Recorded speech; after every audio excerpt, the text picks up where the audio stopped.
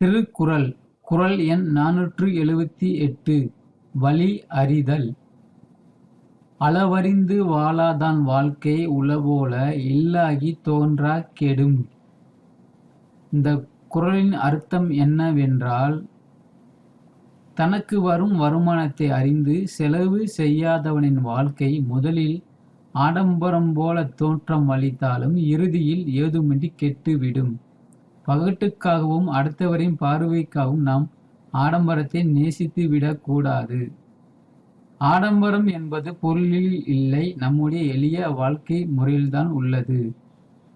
நமக்கு தேவையான பொருட்களை வைத்து வாழ்வதே சிறந்ததாகும்.